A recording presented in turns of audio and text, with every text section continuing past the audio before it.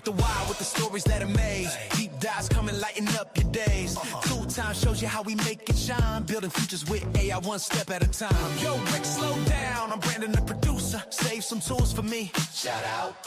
I'm here bringing high-tech comic energy. AITV Starship. News deep dives and creation. AITV Starship. Learn. Laugh innovation.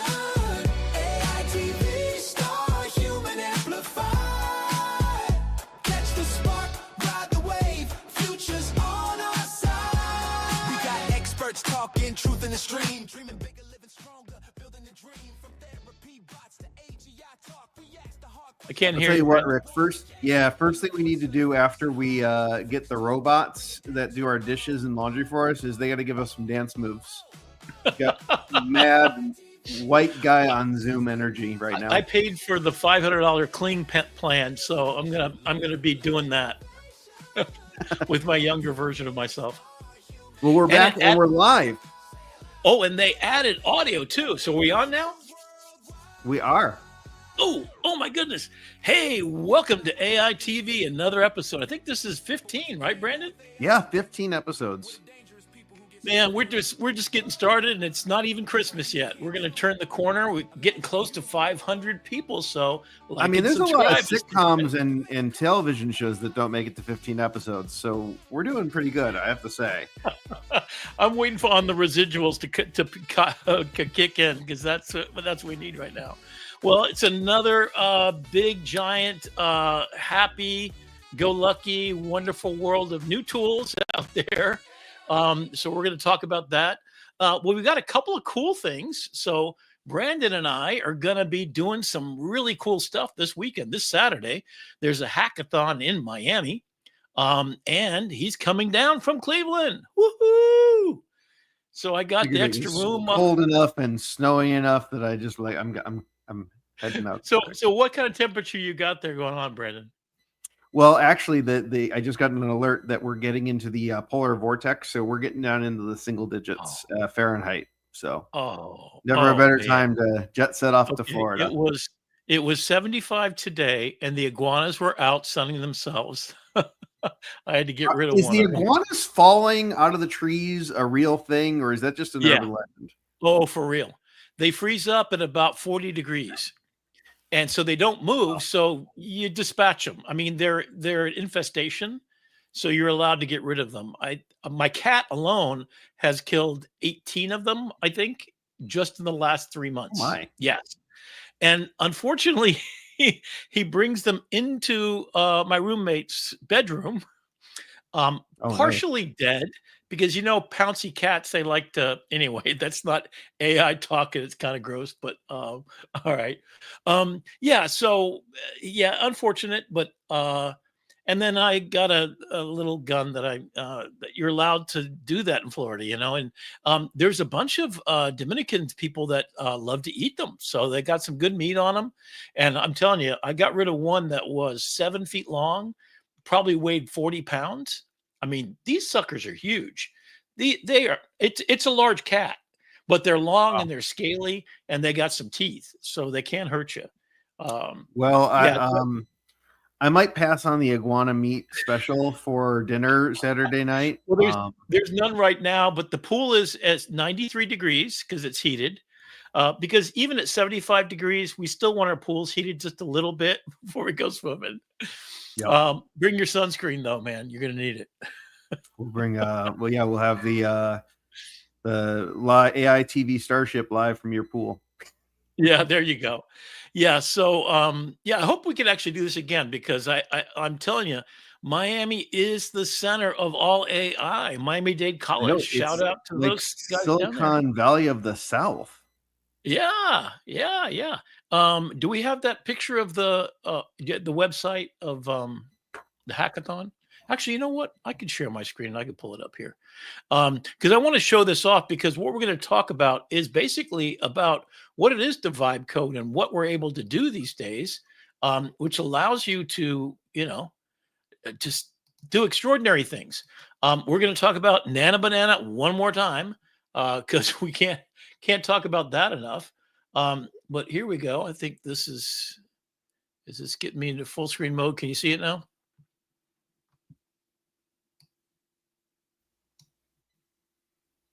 Yep. And so You got this it, is Brandon? home-based hackathon. Yep, I got it. Yep. Okay.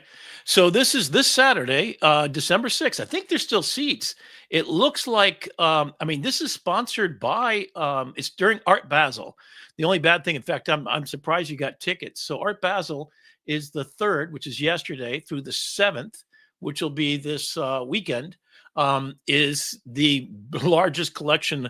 About 500,000 people come down here to go to Art Basel. It's been going on for 20 years now. And we used to have the Miami Street Photography Festival, so I did that every year. But this hackathon is sponsored by Lovable. That's why I thought of you and called you up and said, you got to come down. And it's a nice little location downstairs that you can still join up. It's free. It's incredibly free. So it's a no-code workshop, AI demos, hands-on mentorship. Boy, this Starfield is really getting kind of crazy. You think they hacked this up in Lovable? It's entirely possible. I mean, since it's lovable, they have to kind of do it, right? So 130 people are going, including you. So here's all the people that are going there. I run into the same people. So to tell you that this is every single weekend, there's free stuff like this. This is from 11 a.m. to 8 p.m. And there's prizes and awards, and the food is free. There's even hands-on mentorship, speed networking, and project pitches, judging across 6 tracks. So they have these ideas, and here's the idea. You go through and you have the registration from 11 to 12, the pre-hacking. So when you get here, if you get here a little bit late, I can pick you up and take you down from the airport. So that'll be cool. And then they've got this pre-agenda where they kind of hang out and kind of introduce you to the whole thing. And then the hacking time is from 1 to 4:30. Then they have lunch delivered. You keep on hacking, and we'll be there till nighttime. So I think your plane's going to be right at the time the winners are announced, which will be us. I have no doubt. In fact, I'm going to show you some of the ideas, and we've been talking about what we might do, since this is kind of a last minute thing. But there's cash prizes, post-hack, a beautiful creative venue in downtown Miami at the dock. So it's like a restaurant. So the whole thing. And then why come? Because you get to build for 3 hours with focused support by the people who make Lovable. And there you are down in Miami, right? Right next to the Museum of Sex over there, which I thought was bizarre. But it's free. And this is literally so Deep Station AI is who presents this whole thing. So this is them. This is all the events they have going on. So literally there's December 6th, December 11th. These are all free, and they're sponsored by the people in Miami. So, man, I'm telling you, just bring your kids, come live down here. I'll find you a house. No problem. We'll get a job for you. Working for Lovable. To give you an idea how intense this is. I mean, so this is the kind of turnout they have.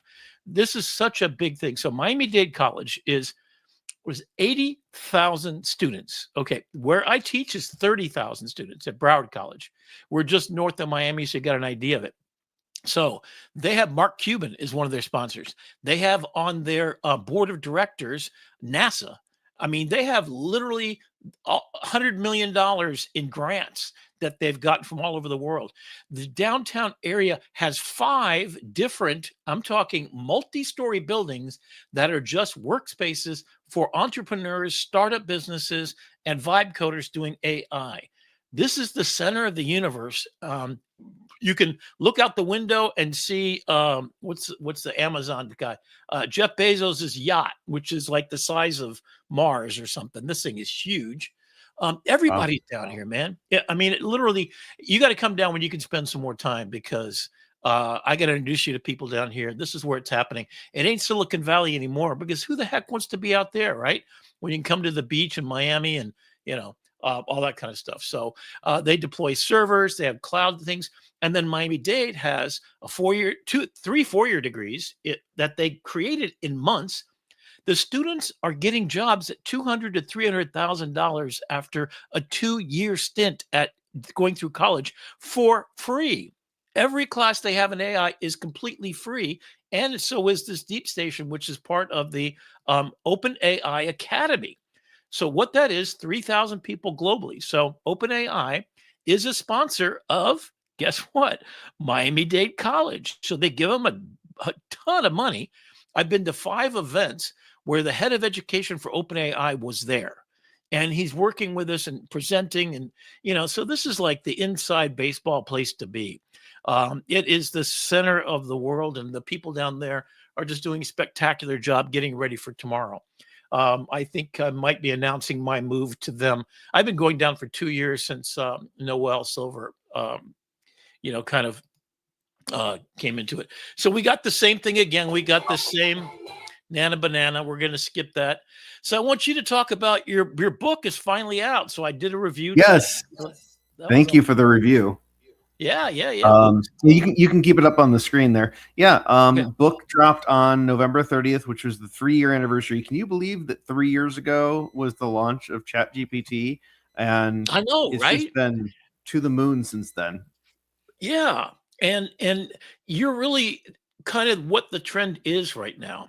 I think there's still only a 40% people and businesses are having difficulty. I just watched a YouTube video about the problem companies. Only 1 out of 50 companies actually benefit by the way they've approached getting AI onboarded in their business. So 1 out of 50. That means that, the other people are failing to get it to go. What they're not doing is aligning themselves or understanding where it is. Now, a couple of announcements happened today. And the biggest thing, I think, the reason why I want to tout your book so much is because all it takes is just listening to our show for a few minutes and trying some of the stuff. And I'm going to show you some stuff tonight. I'm going to skip over my moonshots, which I'll do at the end as our end of the show. I'm going to briefly give you an idea. So these are 4 world-class projects that I'm looking for people to be involved. I just got an okay from Dr. GPT that he wants to work on my Life Force device. So let's see if maybe we want to hack that this weekend. I already sent all of my ideas to the head of the event Saturday, and let him know that if anybody wants to help us hack these long term, or if Lovable wants to sponsor these things to happen, I'm giving it away because I know these are life changing to people all over the world. But to get back to this, where do you start?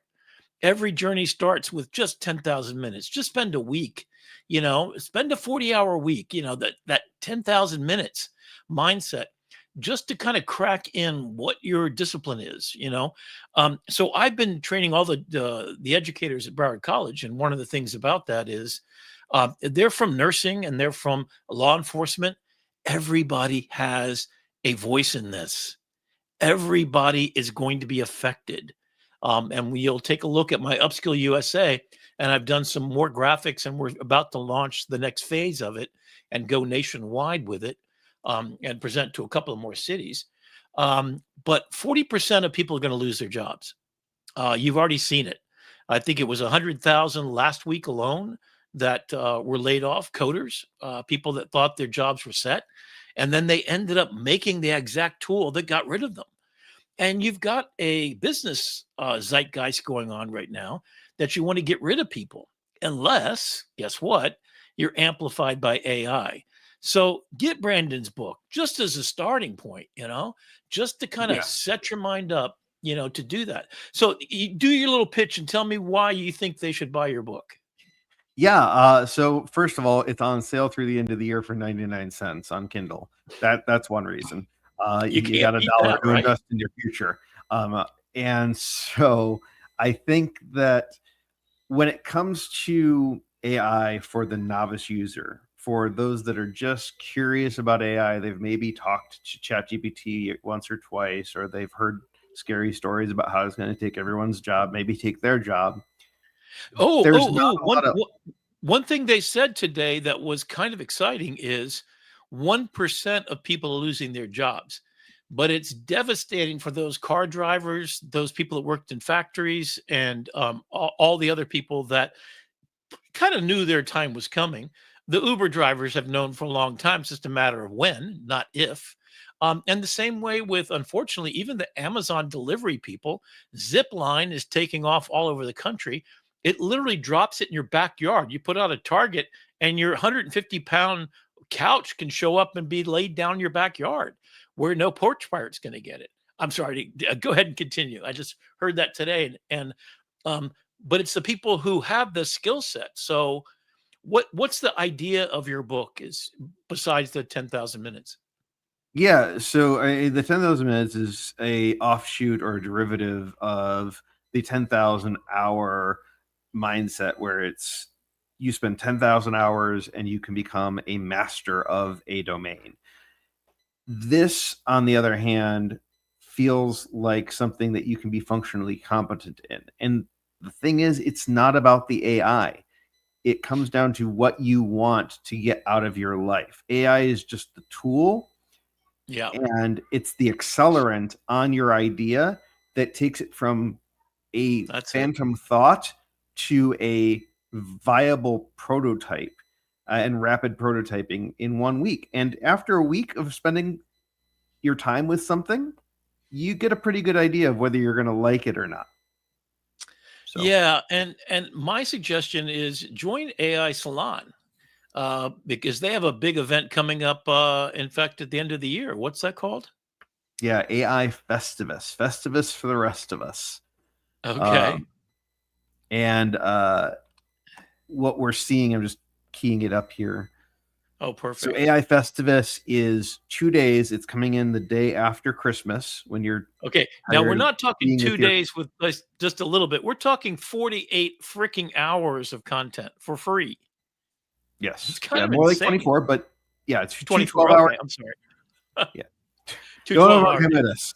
Yeah, 2 12-hour days, noon to midnight Eastern Standard Time, Friday and Saturday, all free, no strings attached, no bait and switch. We're not going to try to sell you into some expensive program or sell you a course. It's all free. Right. And you can buy the recordings back if you want to watch them back. But the idea is you can't stay up all night like us old people, right? Although I stay up all night because I'm an AI guy. I'm gonna tell you. And so I would definitely encourage you not only to join AI Festivus and look at it from your own perspective, but invite a friend, invite the AI curious, invite the AI haters to come in and see what people are doing with AI. And I think you're going to and AI Salon's all about love, man. It's a bunch of people that just want to do good in the world. You know, they're my kind of people for sure. That's where Brandon and I met. I've had so many friends from there. I mean, there's about 3,000 people there, and hopefully there's 10,000 by the end of the year. In fact, last year when they did Festivus, was that the first time they ever did it last year? So Festivus actually stemmed from a previous event known as GPT for Good. They ran a 24-hour custom GPT building event for nonprofits. They built 150 GPTs for nonprofits in 24 hours. There you go. That's what they're doing. Again, but Sam kind of forgot about custom GPTs in the GPT store and monetizing GPTs. So they translated that goodwill into AI Festivus. And last year, they had over 10,000 people attending. Concurrent streams were at 600, and they only promoted it for like 2 weeks. Wow. So get in line because there's going to be a bunch.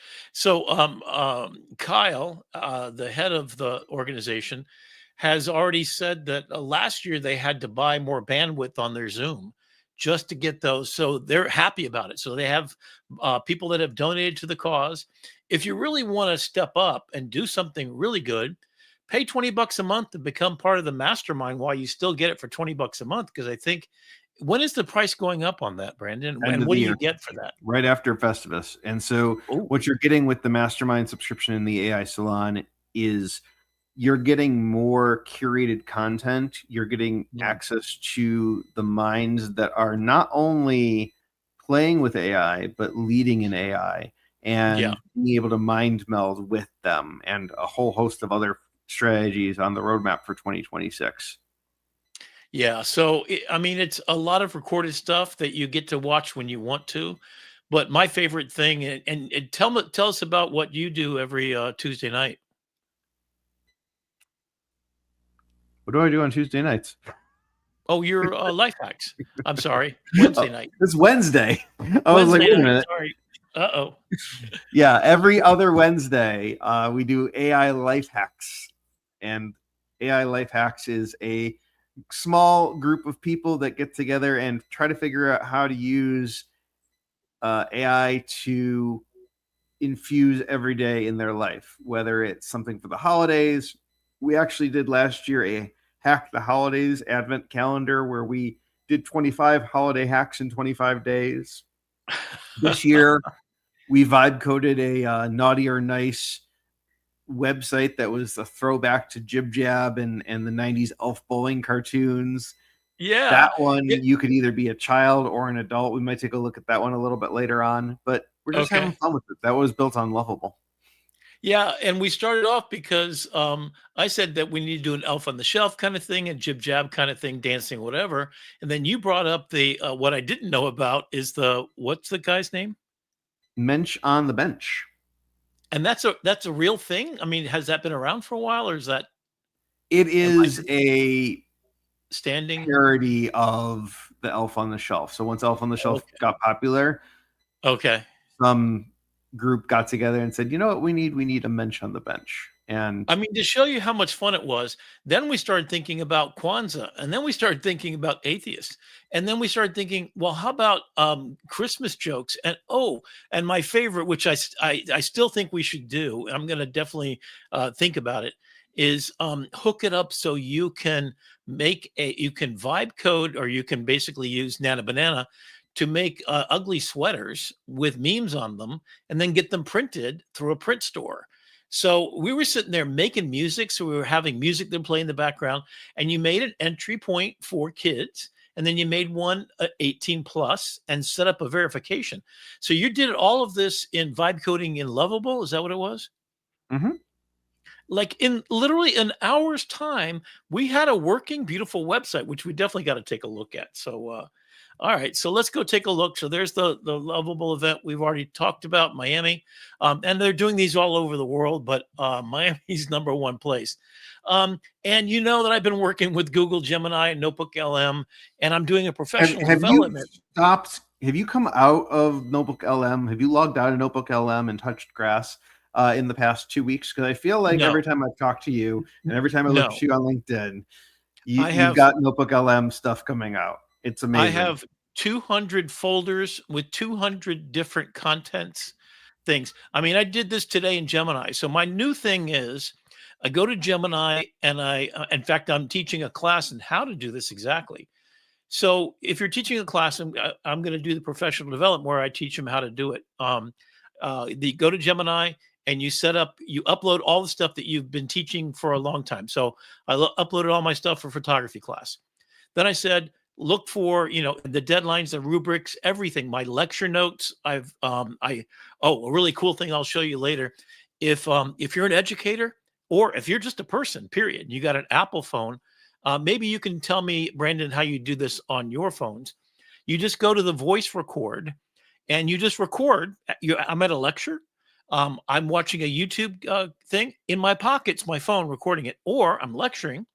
At the end of the lecture, I simply go to the application. In the top right, there's three dots. Click on it, hit transcript copy, go over to Gemini, load it in, copy, paste. That's it. Make me a version of my notes, and then I'll go through and say what I think is important. Tell me what assignments and who they were for, and then make a copy in Spanish. I then upload it on my phone still. So, literally less than 10 minutes, I've had a 3-hour lecture that I've transcribed completely and made it into absolutely beautiful notes. In fact, I'm doing a book based on all my lectures of photography for the last 25 years. I'm basically trying to do the best performance I can. And then I go in and I'm going to feed that into Notebook LM, and I'm going to have visuals that talk about all kinds of stuff from lighting to exposure triangle to composition. So that's what I'm doing in Gemini. Then I go to Notebook LM and I start to make those slideshows and everything else. So no matter what you're teaching, it's a process that I'm kind of doing. So here's where I Hey got Rick. messed up. Yeah. Hey Rick, I might color you jealous a little bit here. What's that? So I have a Pixel phone, Uh-huh. and I have a recording app on the Pixel phone that was built by Google. Oh, okay. And so after I'm done recording, I hit my share, and I'm not sure if you can see that, but it allows me to share it right to Google Notebook LM directly from Oh the app. man. Okay. All right. All right. All right. You're gonna color me a little jealous. I mean, so it takes me 5 minutes. Oh, and then the other thing is that you can then take your output in Gemini and literally export to Google Drive. So I'm going to set up an agent soon, which is the next story. Hopefully, you'll bring up on screen here for a second. But two problems I got, and last week I talked about Google has won. They've won, zero doubt. They have their own hardware. They got their own. They got YouTube. They got best search in the world. They got it all. So it's just a question of when. But they won. They're zero doubt. But ChatGPT has folders for each one of your subjects. Imagine you're trying to, do your home stuff, and you're doing your exercise program, and then you've got contracts with your business or your education. You don't want those domains mixing up. Next thing you know, you're going to be getting orders of baby formula for your corporation. So anyway, there's no folders, and so trying to find out of I do at least 50 conversations a day. So to find every conversation for the last 3 years or whatever it is, impossible. So these are my problems. And I basically took a picture of myself. I said, make it a cartoon illustration. Google the duality of power and chaos. So I'm going to show you stuff tonight that's going to blow your freaking mind. And then I said, I wanted it to be, and this is what's really cool that I noticed just now, is I feel like I'm Gollum, and there's the good Gollum, and there's the bad Gollum, and there's the ring in the middle. My precious knowledge and my lost, tangled, duplicate bunch of wires. I compared it to a bunch of wires that are crossed, right? And look at what it did. This is literally one paragraph. Now I just noticed knowledgely up in the top left corner, there's like two misspellings, but that's insane. And then it went way beyond what my expectations. So this is the magic stuff.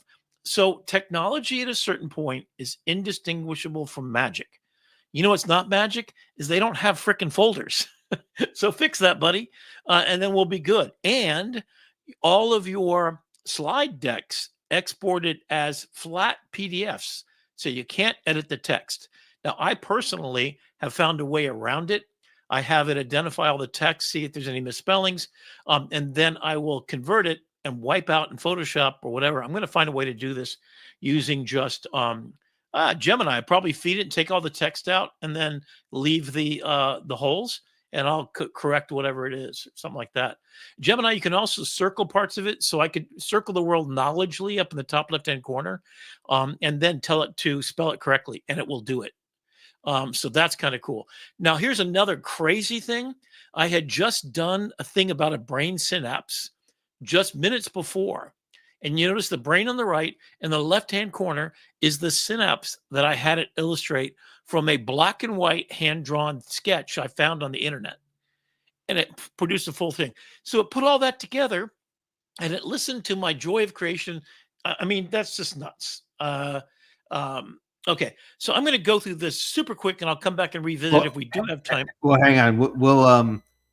Oh, yeah, Before yeah. we do that, I do have the Google Workspace pulled up. Oh, yeah, yeah, yeah. So big announcement just happened. Do I have to stop sharing, or you good? No, I'm working on it. Okay. So they just announced workspaces. So not only have they won with Nana Banana and Gemini, the largest context window, maybe Claude's beating them a little bit in code, but just give them time. They got DeepMind, they got all that stuff going on. Okay, and we ready to watch this? Yeah, I don't hear any audio though. Oh, there you go.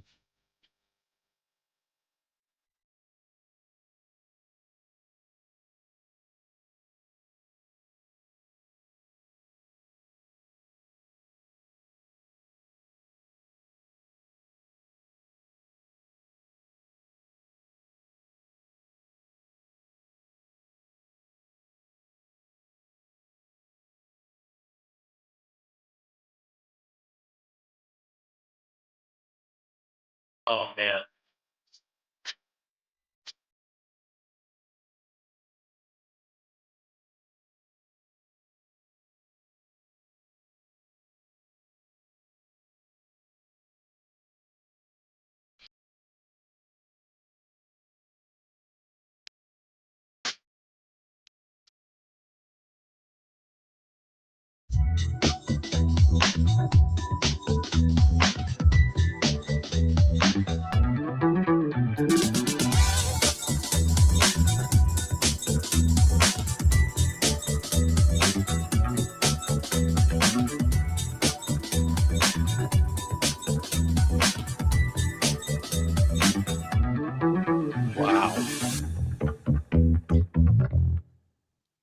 Yeah, so that's pretty cool. Now it's just come out. Was this yesterday they announced it, I guess? Yeah. So Mhm. it looks like just email. And here's the workflow I'm waiting for because I know it's coming, just a matter of time, right? I want to be able to take a chat I do in Gemini, take the image and the text and turn it into a document that it will save on my Google Drive. Then I like to take that and aggregate it. So if I'm working on a book, I want it to look in the folder, rename the folder structure according to date and time, because I have like 50 revisions of my book and I have to then fit the parts in and out. And so I've thrown everything at it and then said revise it and then get the timeline attached to this real timeline, et cetera. I mean, it's a real complicated process, but it's all hand labor. Even the action that I just talked about, record on my phone, copy and paste it into Gemini, summarize, excuse me, in a style that I want, and then make an image to go with it, and then make it into a document and put it on my Google Drive, that would be amazing. And if it could get on my Google Drive and actually rename all my folders and organize it and summarize them, it does basic summaries, has some difficulty looking at multimodal documents. And even when I've loaded up pictures into Notebook LM, it hasn't really kept the pictures privileged, meaning that it's not going to pull out my logo from Upskill USA and bring it over for me. Yeah. So that's kind of where I'm at with what I'm looking for. And then if they have folder structures and they have a pipeline like Weavy and what's the other one that does the sort of sequential stuff? There's Opal. Opal, right? And then Adobe's coming out with something called Graph. I've been talking to some of my friends there, and I'm going to try to get inside baseball so I know what's going to be happening. Because man, I got some ideas. They have Firefly boards. Oh, and what they do have that I'll show later tonight is there's called a mix board on Google's AI Studio. So try out Mixboard. Let me take a look here. So mixboard.google.com is something we're going to take a look at tonight. You can produce like a stream of stuff, including pictures and video, right with Nana Banana, right there in a vibe coding infinite space. So if you saw us a You want couple to of go weeks there ago, now? sure, why not? Yeah, can you pull me up on screen? You can. Okay, so there it is. It's mixboard.google.com. That's it. And then here's the page, and you can see I basically came in here and I vibe coded this little guy right here. So let me go zoom in. How do I zoom in here? Oh yeah, just go plus, as you can imagine. So I actually had the chance to photograph Demi. She's a whale shark scientist, and so this is an illustration. So I ask it. I didn't even load up a picture. I just ask it to come up here. I didn't upload a picture. I just ask it to make this picture. So let me see if I can get it to do it again. Can you make me a whale shark infographic like the one here? Let's just make the whale shark and the whale shark scientist doing a sonogram, and do just the graphic at the top that talks about how many babies they have. I think it's over 300 at a time in a clutch. That they have one male having that baby, and that they release the babies alive. In fact, some of them eat each other into the wild. 16 by 9 infographic illustration style, photorealistic if possible, blue ocean background, and a detailed um, infographic at the top talking about pregnancies and whale sharks. Use imagery to illustrate the points. Okay. So I just do that, and sure enough, we're off to the races. So I'm zooming out and zooming in just to show you I've got an infinite canvas. And then you can place these objects just around wherever you want. You can resize them to whatever size you want. So that's doing that. Then you can annotate it. So you have annotation, download it there. You can annotate it, duplicate the block, and there it is. And that's pretty good. Now, the bad thing about it is the whale shark scientist, the pregnancy is back here. But I asked for a 5'4" shark scientist with a sonogram, and that kind of looks like a sonogram. That's actually fairly accurate. Over 300 embryos. Okay, little mess up on the text there. Polyandry, one male fathers a litter. Oh, I didn't know that was a name. Polyandry. Okay. Ver- Viviparous live birth, meaning they release the young alive and the pups eat the siblings. So they release over 6 months. So the pups inside, they're the strong ones, 300 of them, only a few survive. I mean, so if we take a look at this, now we can take this and we can come in here, and I don't know if we can create video in here or not, but we've got this in production space that we can then download this picture to our hard drive. We can go in here and more like this. Let me see what that looks like. So I just hit more like this and let's see what it does. So it's a fast space, and you could set up a storyboard here. So if you wanted to create, oh my goodness, it's doing 3 at a time. Oh, wow. Okay. So it's doing different information graphics about the whale shark. Let me just make this kind of bigger. Now those teeth are not right, but it's not bad considering. And then let me go zoom in here and then go over reproductive. Oh, you can use your mouse to zoom over and down and space bar to zoom in. Okay, so, here we go. So the size of a bus. So it's 60 feet in length. Yep, that's the size of the one we saw. Equivalent to 3 elephants or 8 cars. That's kind of cool. And 40 tons. That's cool. The feeding analogy. So they're filter feeders. This is correct.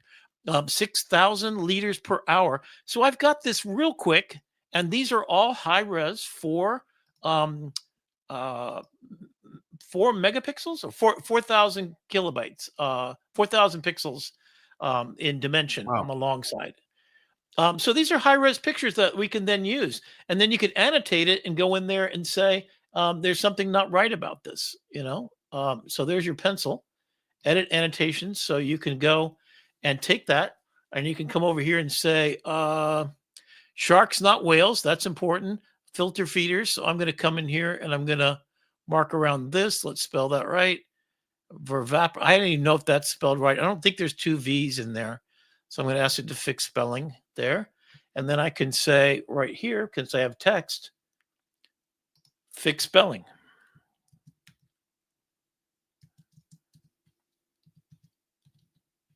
Oops.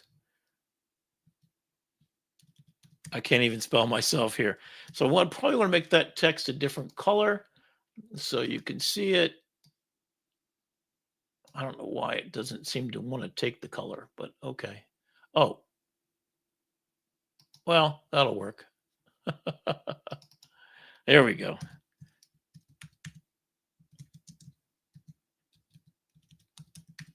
All right. So let me save this and then fix the spelling in the last picture where I circled the word feeders and viviparous. Don't think that's spelled right. Let's see what it does. It can make mistakes, so there you go. So it looks like it's going to do a new one. I hope it doesn't change too much. But it's just as quick as it is elsewhere. Oh, it did a different image altogether. Still pretty cool. 300 eggs. Okay, so it added that. Okay, so that's not bad. So if I took this as a designer, I could certainly go in there and make it better. Here I tried to annotate it, and it annotated, but it didn't quite work right. Here I can make more like this. So it seemed to make 3 at a time, which is kind of cool. So it's iterating off of what we think it wanted to get, right? So that's pretty cool. So you get to it by mix boards, and then you can go back here, and this is where your projects are kept. This is where it's an experiment. So this is part of the beta system. As you know, there's probably 40 different applications that they're testing, including sound and other things that you can find in the AI, what's it called? It's called the AI Studio.google.com. So what I'm dealing with, and so this is one I did the other day. So this is Basically I vibe coded it here over the left, and it took what was a previous already project done from this list of different projects. So you could animate images with VO. So you can create conversational voice apps right here, and then you can come in here and just vibe code whatever you want. So here's my project where I wanted to have me throughout time, and the way that it works is you upload a picture, and I vibe coded it so that let me see if I can find a picture of myself here. Do do do. This is the one I use all the time. And then by loading it up, and I'm going to start my journey, and then I get to start these different times and eras throughout history. So this is the app on the side where I started, where it was decades, 1900s on, and now I've made the same idea, but I've got it at different epochs of time and technology. When fire was invented, the AI era, and then when planes were invented, etc. Then I added, because it wasn't set up that way. There I am in the 60s, the internet age, is that I wanted these high resolution pictures, and I could make it download one at a time or download all in a zip. So that was part of what I asked for it to do last time. So now it's going to download all of those in a zip file. It's going to zip it up, and then I can start over and try again. Some reason it's not allowed. Oh, there we go. Now you can see them separately. So there I am in the future, and I wanted these big technological changes. So I actually told it what I wanted to do. In fact, you can see here, well, here's the specifications that I asked for. So this is very much like Lovable in a lot of ways. It's free all the time, and you can do all these projects, and there's so many different types of projects. My apps will appear here. These are the ones that I've tried it to do. Infinite Heroes. Oh, here we go. So this is me in different movie scenarios. I think I broke that one. Yeah, it's pretty cool, huh? So mix boards, and then Gemini Studio, and then let's go on over and take a look at Google's Gemini application. So this is something I vibe coded. Here's what I did. Give me an infographic about the most amazing 6 facts about the SR-71 Blackbird, America's magnificent warbird. That was my prompt. I asked for sans serif, bold headlines with a short text in dark gray box in the background. In active duty, it does have a weird thing with this thing over here, but that's just to give you an idea. And there it is, what I've done. Now, a couple things I didn't know before. Number one is, and here's one I did. This was, this is kind of a long one, but here are the 12 stages of the hero's journey according to Joseph Campbell. And it's exactly according to his text. And in the style of Lord of the Rings, tell the story through that lens. So this is my prompt right here. That's it. Create an educational infographic for high school literature class. The hero's journey with the hero's journey topic. The monomyth. Photorealistic fantasy. And then I got that. And then I did this by just asking for basically the Psycho, the Alfred Hitchcock, looking at the storyboard in black and white. I did want to change him to be photorealistic. I did that later. This is all the storyboards for the shower scene from Psycho, just by asking for it. Holy crap. All right, so that's cool. Oh, and then on the right, you can pull out right here. You can pull out and see all of the artwork you've been making. So there's a couple of those. I can show more. And so here's all these bizarre things I've been doing. Here's the one from my photography class. This is exactly what I was talking about. My first project I give them is I set up 2 lights, not 3 in this case. And that's what it looks like in the classroom. And they're hot lights, so they are constantly on. And I have them create split lighting. And I have them Rembrandt lighting, glamour lighting, and butterfly lighting. I took my notes, loaded in, and dramatic horror lighting with edge kickers. Okay, there is where you place the lights, and this is why you place the lights that way. So it's just my notes, and there you go. And it did it in an instant. I don't know what the next one is. Sometimes it's a little bit slow. So this is one thing I didn't realize that was there. That's a kind of a nice thing for you to be able to go back and take a look at your artwork. Just like ChatGPT, which does the same thing, it takes a little bit of time to fully load up. Yeah. I'm going to go on. I've got this easy bake oven. So this is from last night. In fact, I did a new one. This is vibe coded from making ugly sweater contest with meme. And then I asked for Darth Vader and I said a funny joke. So we got Wookiee cookies. All I want for Christmas is ARG. I hate Mondays. I hate Mondays and forced family fun. And then I find your lack of cheer. I find your lack of cheer disturbing. Naughty list, good. So yeah, you got the voice and everything going on there. You download Love it, you copy the image, paste it, you share it with a friend. Everything's right there. And that's all it was. And this is the entire prompt right there. That's it. So jokes about Wookiees, etc. And then this is the first one that it did, because I said meme-based sweaters. And so, and I said a Wookiee, yeah, The Simpsons and some other meme character, whatever. So I'm just sitting. Oh, here's the one where it actually redid it. It didn't get the steps in the film because I know the film very well from film class. I taught a film class in photography and film combined as a class, and I know this scene very well because we have to watch it as part of a think piece the students go through. But there it is. I mean, I'm just sitting there just vibe coding like crazy. Yeah. So the three takeaways that I would suggest to you is there's ways to use Gemini. In fact, you can click on this and then it loads up all the things. Oh, here's something I did just an hour ago. This one's crazy. So I found someone who had uploaded a picture of a skeleton, I guess it was. I don't know if you're gonna be able to see it. You know what? I'm gonna share it in a full window here in a minute. There's the one on that I just created here today. Here's the work I was doing. Oh, here's the synopsis that I was talking about, and that was from a horrible black and white picture. This is the age of shitification thing that I did.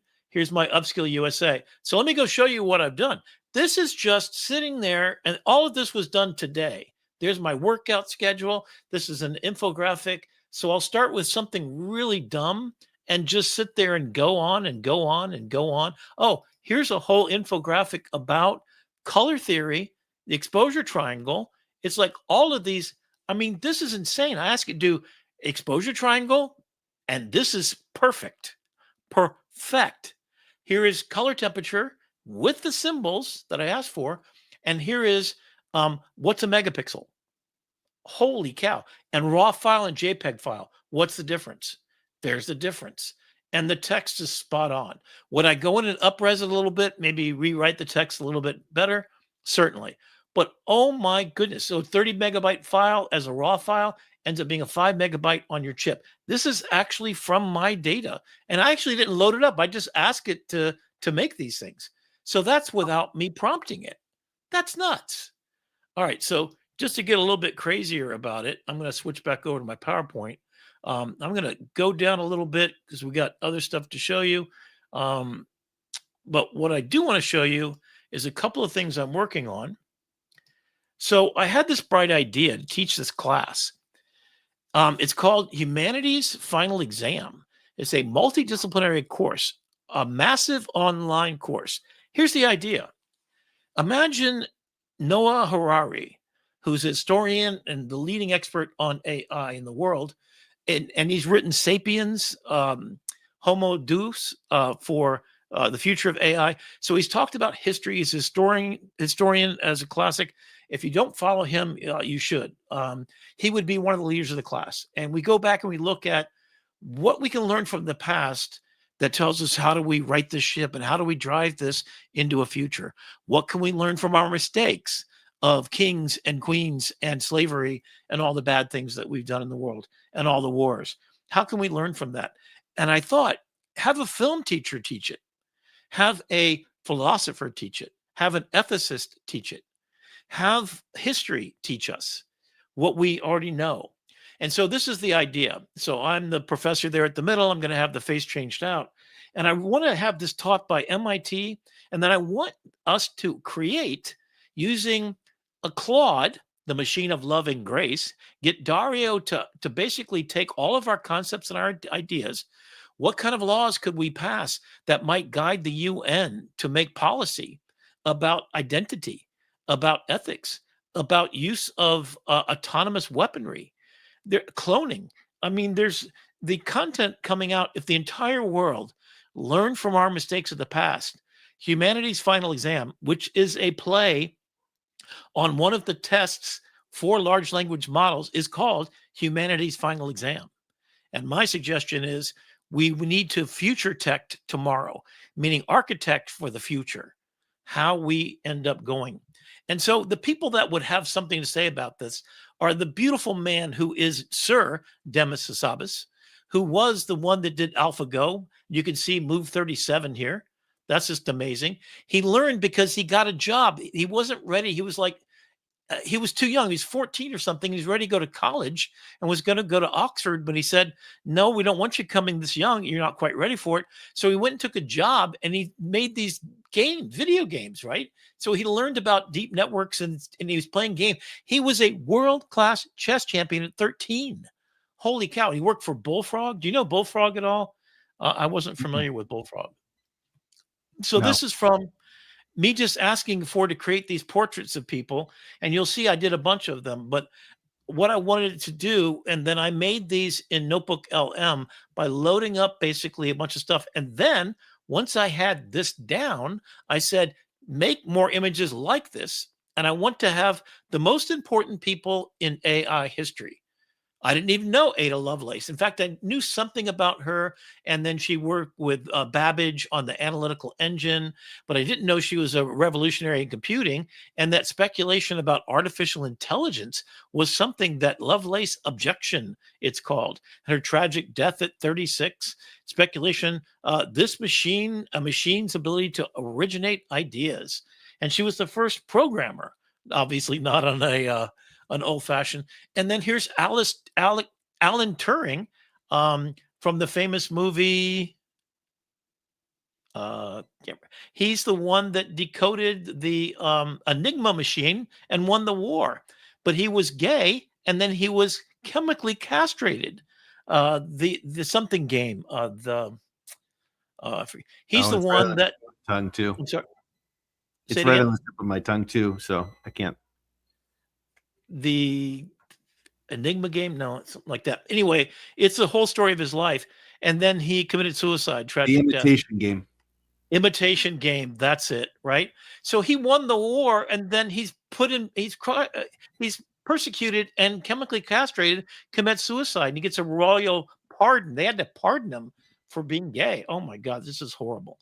So he was the father of computing AI, an eternal legacy, and we call it the Turing test to see how close to human an AI is. And then Yuval Noah Harari, you've got to read his books. If you want to know about this, data colonialism, the AI warning surveillance, the biotech and AI biotech wave coming. He is the most influential 21 lessons for the 21st century. Homo Deus, it doesn't have all the books here, but he's a philosopher. When you do these, are these one notebook that you're iterating off of, or have each of these gotten their own notebooks? So all that I do, in fact, I did this in Gemini. Once I got the idea, I said, I just put in the name, make it just like that based upon 6 or 8 facts. And so it basically, I just put in the name and it made the next one and the next one. So here's Fifi Lee. Wow. So literally I loaded a picture of, I think it was Alan Turing. And I said, make it in the date style of when they were actively involved in the world. And you'll see this in a minute. And then tell me a life story, putting the portrait on left, sort of painterly style, right? So here's what she did. And so what I'm going to do. So then I decided, you know what we need to learn from is those people who were stardust that rose to be known forever. You might recognize Sigmund Freud, Lao Tzu, and others here. And so I said, let's make a chapter for the AI thinkers. So there's about 30 of them that you've already seen the section, the 30 for each section. The first section is who are the AI sources of information. Then opposite these, I'm going to do a life story with their famous quotes and basically do a deep dive on each person. So you will have a history book. On the left, it will be the picture. On the right will be the entire history, everything you need to know about what they had to say. This will be the textbook for that class. So the next section is these are 9 lives. People who had 8 lives, meaning they had 8 major events that they were famous for. That's what the 8 pictures that you see in each one of these. They're 8 most important effects that they had on the world of AI or things they have to say about it, from stardust to starlight. The immortal I mean, is the Rick, you've 9th. got a coffee table book here. Yes, absolutely. And I'm going to publish it on Kickstarter. And then it's going to be the textbook for that class I was just talking about. So here's Jesus. So what would he have to say about AI? Well, he got a lot to say about it, right? So here's his life story. So here's Marcus Aurelius, Socratic, a Stoic emperor, right? He came up with this all idea, the amore fati, and the meditations and the dichotomy of control and the philosopher king. His works to himself, enduring legacy. So I'm going to do a deep dive, including what you can learn from him. What can we learn from Nietzsche? About the Apollyon Dysonian and the master-slave morality. Thus spoke Zarathustra. I mean, holy cow, the will to power. What does Now Sigmund think about Freud have for your to class, Rick. Think about, What's go that? back one slide. Think about Yeah. for your class, if each of those bubbles had a QR code that you could scan and then open up a Yes. YouTube video where you could go all in on that. Yeah, and then we'll go over and make a documentary about each one of these, or have the students do this. So this will be a massive website where you can explore history and learn what we didn't learn that we need to. The Superman, the Ubermensch idea. Who is Elon Musk to be able to play a god in creating this godlike entity and to control the universe? What do we do with that? What's the thought experiment of will to power? What is this to learn from all of these masters? So the class is a 16-week class. The first 4 weeks is about history. The second 4 weeks is about how we got to where we are now and the problems. So we deconstruct what the problems are. We use the philosophers to help us navigate it. And then we come to the modern day and we take a look at what social media has done to us. And then the fourth 4 weeks is what do we do about it?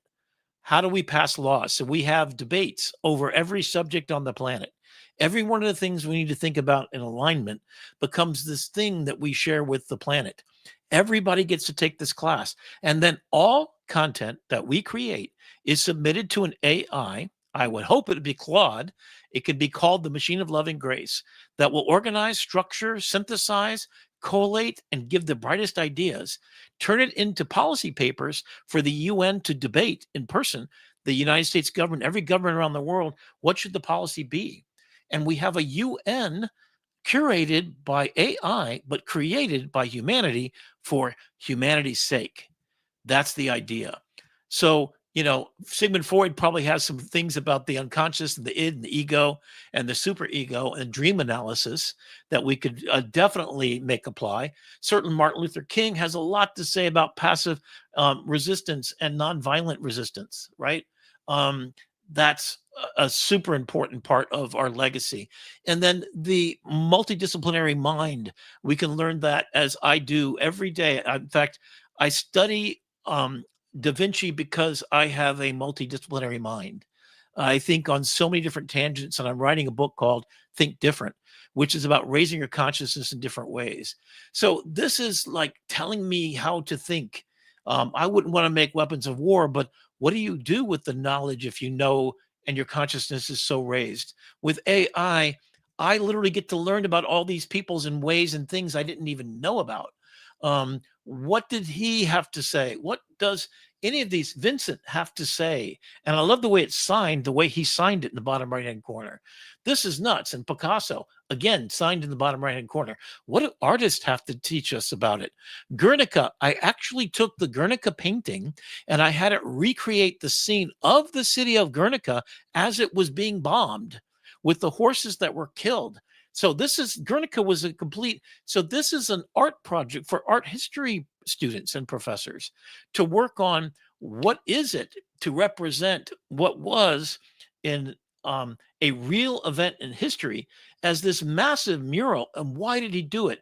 And what does art do different than a photojournalist does? There's a billion questions that come off of these simple idea. What is the commodification of a Campbell's soup can to turn it into an art object, to escalate it up? What is art in the age of digital and then post consumer? And then, what do we have to learn from artists? So even Sebastian Salgado, my favorite photographer of all time, this is generated completely using Nano Banana. These are no stock photography. I know his work extremely well. And the most important thing is his Institute of Terra and Legacy, where he took an entire valley. Oh my God. He was dying. He was literally dying because he'd gone around the world and he'd seen people macheted to death, and he'd seen the worst of all humanity. He did the migrations. Genesis is his major project. Check out this man. He's the most beautiful human being on the earth. He started as an economist, and he started photographing the movement of coffee beans around the world. And he basically picked up a camera to document it and became the world's most important documentary photographer ever. And then he ends up getting to a point after witnessing 100,000 people killed with machetes in front of his eyes and photographing it, that he basically got cancer and was dying. And then he goes to where this huge Amazonian forest that his family had handed down, and it was decimated. And you got to watch his TED Talk. Oh boy, I can't even talk about it because it's like, so he took it and he turned it into a model for reforestation, and he is revived and healthy right now because of it. So watch his TED Talk; it will change your world. So we get to hear from Steve Jobs. That's probably a good place to start coming in for final descent on the plane, because I know we have some moonshots that we want to talk about in. Okay. Yeah. I'm going to go through real quickly just to show you. So I'm doing the same thing with movies. I'm saying, what is the matrix choices? What is the philosophy? What questions can we ask? There's no spoon. Systems control, conformity, belief systems, knowledge uploading, rebellion and awakening. So what's that got to teach us about all the questions? What does 2001 have to teach us about? Philip K. Dick, Android's Dream of Electric Sheep. Oh my God, these are like my favorite movies of all time. And we get to take a look at it. And then who are the architects? And those are the people like Jeffrey Hinton, Sam Altman, Noah Harari. And then this is something I did real quickly that I want to show you as we move over to the next section. I'll pick this up next week, but I wanted to show you, this is what I'm using to teach my educators how to use Notebook LM. Sources on the left, kind of diverse information. This is action-packed with stuff. I turned this also into a PowerPoint presentation. The center is for collating all your information, asking questions, synthesizing, and then Studio is generating content that you share with the world. I did the same. You use Notebook LM to create a Notebook LM for Notebook LM. And then I gave it. So what I'm showing you here, which is interesting, is this is a very straightforward slideshow, simple, flat graphics version. Then I want it to be in a sort of office environment, 1980 style, with a nice color tone to it, right? Same information, but just recast as color. Then I did it as a map from 1800s. So this is during the Renaissance period, and it did the exact same thing, but it gave me a different look at it. And then this is another version. So this is my class in a nutshell. Go into Gemini, do all your research, get all your stuff about all the stuff you've ever done. Go in and curate your grounded truth here.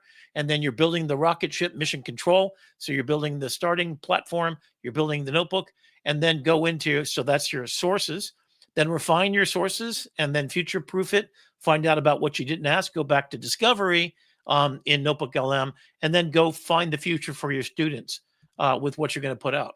So this is a style test. So as a graphic designer, the one thing I want to give you real quickly, and I will land the plane, I promise, is just the idea that this is the same prompt. Basically, what are the 34 different biases? Free will, gambler's choice, the bandwagon effect, sunk cost, and illustrated in a Japanese style on the top right, in a poster style on the bottom right, in old paper thing, in a constructivist format on the other side. And then I went in and I said, give me a bunch of styles that if I put in film noir movie poster, there you go. So I put this on social media, on Facebook and LinkedIn. Take a look for it on my page, Rick McCauley, to spell my name right. And you can see that this is what I'm doing to get the effects that I want. I know a little bit about art movements. All you got to say is age comic book panel, and boom, you get that look. So that's my big giveaway for you guys tonight is use this. And you can download this so I can take something like this and turn it into this just by knowing what style I want and what I want to do. Take a look at that again. That's nuts. I can take this and turn it into this. This is a comic book style. This is that same hero's journey you saw earlier, but as a comic book style. And then it's in using all of these famous characters from the Matrix, et cetera, to explain it. And then there's this one. He's up till 4 a.m. every day. Yeah. And so this is what this is the exact same prompt, but I said use Lord of the Rings as if it's a map from inside Lord of the Rings world and use all the characters from it to point out the 12 steps of the hero's journey, according to Joseph Campbell. So that's what it is right there. That's the prompt. And I'm just going to do a couple more. And then this is my class that you saw. Oh, this is comparing the Democrats and Republicans according to their ideological belief systems, not having to do with anything else, what they believe in, and why Democrats are Democrats and Republicans are Republicans. There you go. Then I took this one that somebody had posted the picture, and I said, give me a bigger, nicer infographic. Did the same thing with this. This is a student actually did this in my class. What are the six most interesting and crazy things that you didn't know about T-Rexes? Boom. And then on the right, make a sidebar about diet, habitat, mass size, and time period. Dingo, right? And here is mycelium. Holy cow. And here's the psycho. Here's what I saw on the internet. I just saw this. I said, oh, they were so proud of themselves. And I said, make it a full color real thing. So I was watching Josh Gates. I don't know if you watch him, Brendan, but Josh Gates was doing a whole thing about the pyramids. He went inside, got access to all the whole thing. And I was like fascinated because he showed how they built it and everything. So this is exactly how they built it. This is insane. All I know is ancient aliens told me that the history was built by the aliens. Right. So, right. So I'm going to land the incredible plane work. right. Yeah. And, I think we've got, it's incredible the amount of detail that it's capable of, right? Yeah. And I think from here, the question becomes, what do we do with this? With the power of this?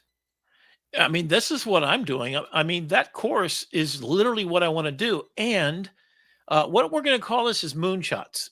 So I've been working on these projects with my students every semester. In all my classes, I give them a moonshot. My belief is give them something really, really high, some impossible dream. Oh, hold that thought. Okay. I have to do one thing first.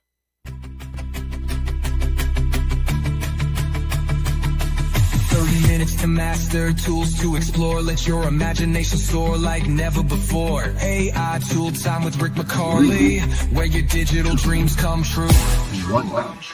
Ignition.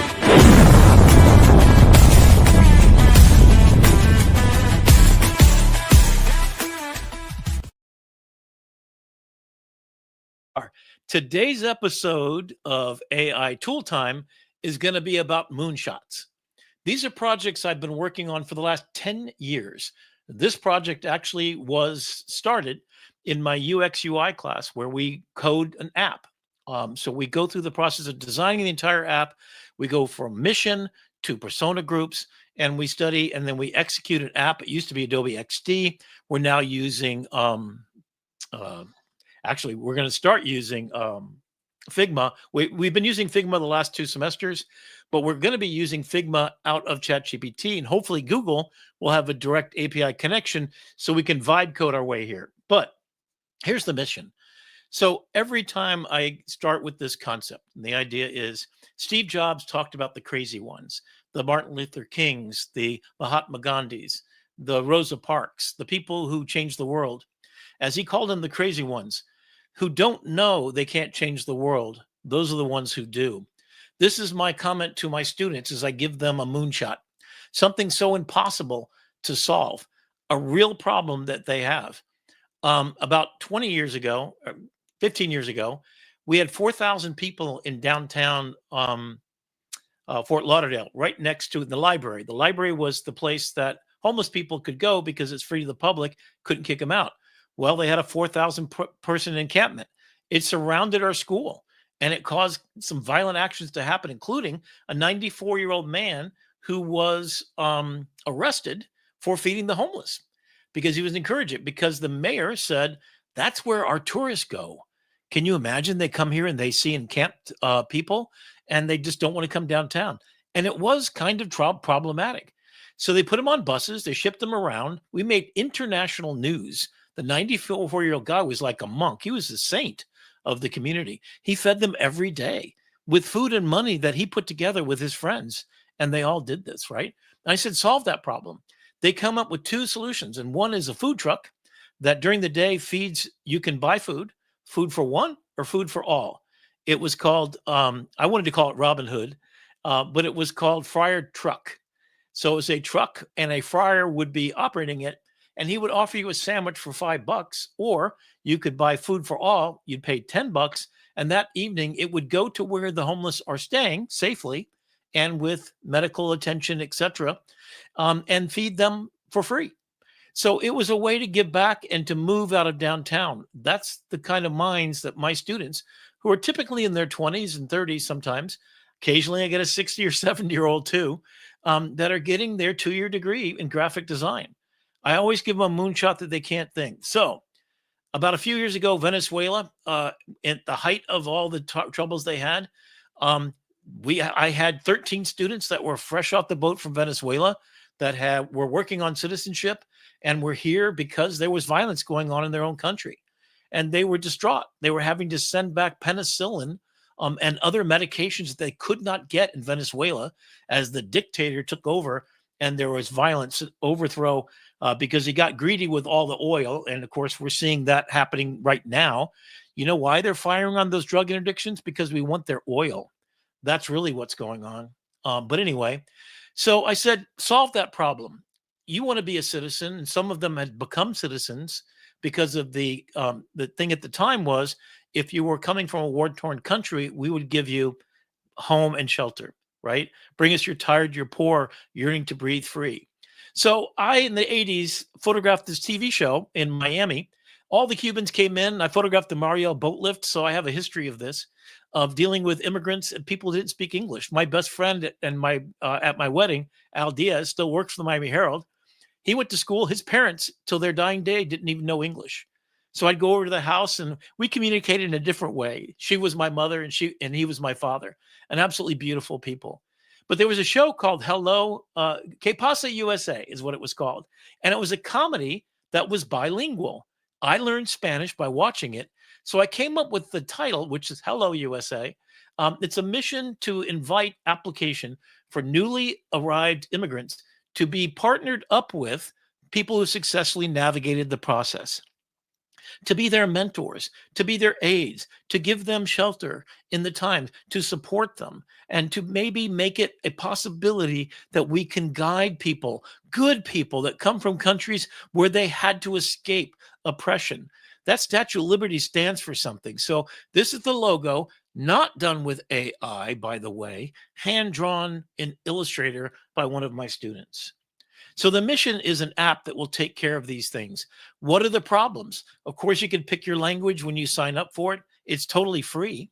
And you could download it in any country on the planet. But they needed help with legal, education. How do you find a place to put your kids?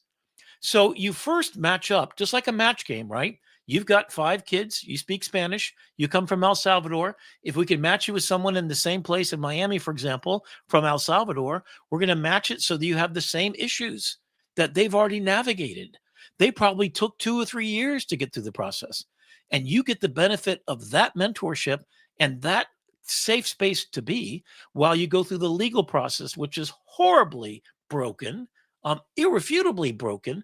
And then you learn civics tests. You learn English within here.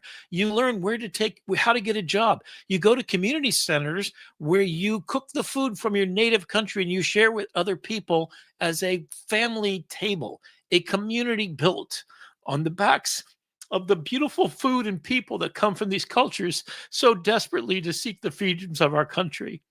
You learn English, you go to school, you learn civics lessons, all within inside our app. And of course, with AI, can you imagine? It's a 24/7, always available question. What do I do? How do I get there? How do I park my car? Where do I go? Right? So, legal help, ID cards, requirements, tests, offices, a tax information, citizenship process, legal help finder.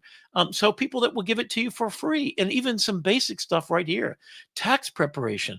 Holy cow, there's so many things to do. Job searches, hospitality, arts. Like I'm looking for, and here's my specialty, job training. How do I go to Broward College and get a free education? Yes, if you're homeless or if you're trying to be a citizen, there are ways that we can help you at every community college across the United States. Imagine there's an app with an AI built to make this happen. So, Brandon, this is the one that I want to have happen first. It means a lot to me as my roommate is trying to navigate her boyfriend in Atlanta, and he's been almost arrested, accosted for hours and hours and days, even trying to go down to Costa Rica to visit his dying mother. He's tried to get citizenship. His daughter, who he brought to the country from Costa Rica, has full citizenship, and he can't catch a break. He's being stopped by police officers who thinks he's Mexican and he doesn't have his green card. He has to carry his birth certificate 24/7 and all of his papers as if he's at some Nazi checkpoint. He's in Atlanta, Georgia, and he's afraid to get on airplanes because he could be deported any minute by ICE agents. And he is a hardworking man working 3 jobs and being kept almost as a slave by the people. I don't want to out anyway, but anyway, he's a beautiful man, and I just know he needs to be a citizen. He would be such a benefit, and that's what this app promises to do. I've already talked to a couple of people from the Hispanic Heritage Foundation in the state of Florida, and there's a nationwide one that are going to try to make this app real. And it's for everybody. It's for Haitians. It's for people from Guatemala, and it's people from Ukraine. Wherever you're from, you're welcome here. The second app is called Rescue Connect. Rescue Connect is a 3-part for any kind of disaster that you have. It's a before the event happens, during the event, it's an aggregation of all information gathering to privilege you at the center of knowledge. Before, it's a preparation engine. It gets the supply chain management. So if you need stuff from Home Depot, you need stuff from Lowe's, you need Uber, you need to get some volunteers to put boards on your grandmother's house, you need to find UPS, and everybody basically pitches in to pick up all your stuff. And Uber comes around and picks up batteries at one place and picks up your food at another, picks up your canned vegetables and your water bottles and all your stuff. You upload all your stuff to the cloud. So basically, and here is this is the animation that I did in Crea. So I did each one of the separate ones simultaneously in one prompt and then animated the whole thing. So I want FEMA to sponsor it. I happened to go to FEMA in Miami when they had their big event and asked them to actually do this app for us and be just an amazing thing. So one of the cool things about it is before, during, and after, we've got solutions for you. This is what the app looks like. And then we'll take a look at. Soy Rescate Randy. Estoy aquí para ayudarte a mantener la calma, estar seguro y conectado. Ya sea lluvia, viento o un poco de caos, estoy contigo. So that's built in. So this started with the picture you see in the top left. We just thought, hey, we'll have a little chat bot in here that you can text back and forth. Okay, well, what if you speak a different language or whatever, right? So voice. So I went into ChatGPT at the time and I said, give me a blue man because I don't want it to be, specifically one heritage or another, a yellow hat. And we ended up giving it a red cross. So it would be the Red Cross. Hi, I'm Rescue Randy. A storm is heading your way. Let's check your safety check. And Hi then there. I'm Rescue Randy. I'm here to help you stay calm, safe, and connected. Whether it's rain, wind, or just a little chaos out there, I've got your back. Need a hand with supplies, updates? So we use Hedra to do the lip sync and voiceover. We had the transparency. So we had this image just to the face, and he's got a little microphone there. And there's the Red Cross one, so the final version. We had it transparent. We put it in Hedra to get the motion right. Then we added a background afterwards with a transparent background with the video, knocking that out. And then this is what it does. So no matter what kind of event you have, whether it's flooding, whether it's we activate supply chain management for everything that you do. So here's the beginning. We prep you. That's a year before and 1 month before and the week of that event, whether it's a fire in California or it's a hurricane in the east or it's flooding in the Midwest. We created 3 groups of people in the West Coast. There's tsunami warnings, there's mudslides, there's how do you get your pets there? Here's a supply list that's inside the app on the top right. This is what you need to have and check off. So the month before, you should have already done this. You should know what shelter you're going to. And by the matter of fact, working for the Miami Herald, we got the law changed. This is what we won the Pulitzer Prize for, our public service after the Hurricane Andrew happened. We got the tie-dines passed through legislature. We got it so that 36 states in the union allow you to bring up to 5 pets. You have to come with all their papers and all their shots. You have to have a carrier for them, enough food and supplies, but you can check in and you can pre-register any shelter near you, whether it's a fire you're evacuating from or a tornado, flooding, whatever it is, you can bring your pets with you. And then afterwards, and then we have a emergency disaster kit. We suggest, as you can now, actually use satellite phones. So the supply chain before includes this idea. What if you could order from all of these companies and then have it delivered by your choice?